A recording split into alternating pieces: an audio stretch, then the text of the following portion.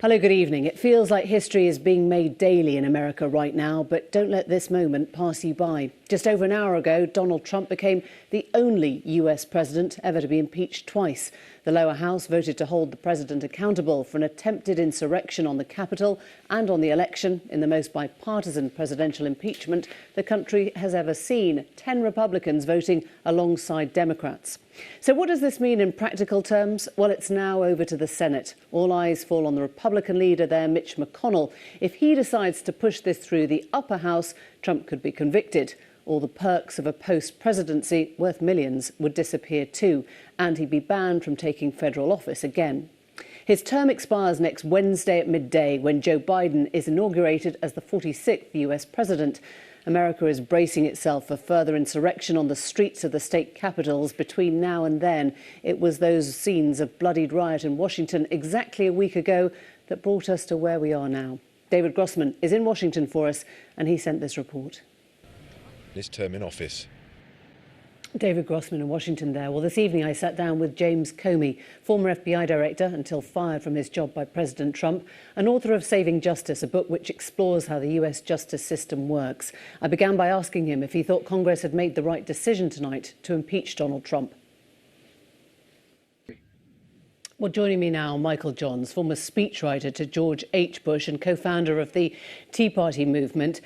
Michael Johns, if I can just pick up with where we are tonight, the Democrats will need 17 Republican senators to get this through the Senate. Is your gut instinct that this could happen? I think it's highly unlikely.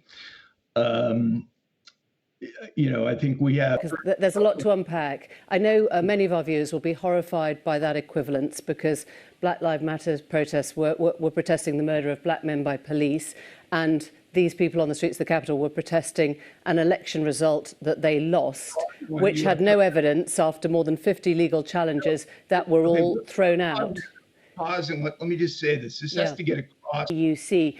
Kate Bell, do you recognise the picture that Katie has been painting there for us? People getting their submission for the £500 grant rejected, unable to access the money and not wanting to go for a test for fear that they'll have to be off work?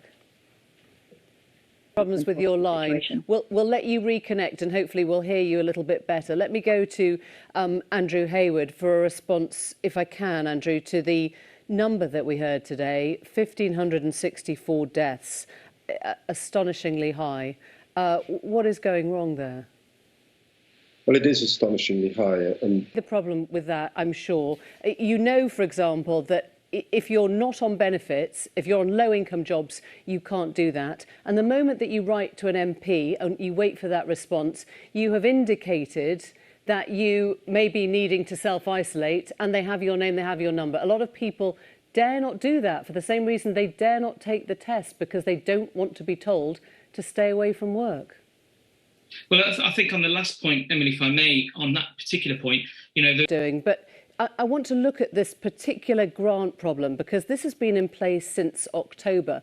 And as we've seen this week, you shouldn't need footballers to point out when you're not feeding children properly, and you shouldn't need infection rates to soar in hospital to work out that people aren't able to stay off work because they can't afford it. Well, again, I take your point, but I think when it comes to... First time. OK, thank you both very much indeed. Thanks for joining us this evening. We're going to end where we began. We'll return to the news report at the top of the show. President Donald Trump has been impeached for the second time.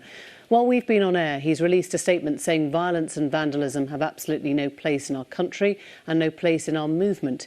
He made no reference to the impeachment. Well, the House Democrat Speaker Nancy Pelosi has been speaking about this historic vote. Here's what she had to say. Today, in a Nancy Pelosi signing into law there that historic article of impeachment. And that is all from us for tonight. Thanks for joining us. Thanks for watching. Bye-bye.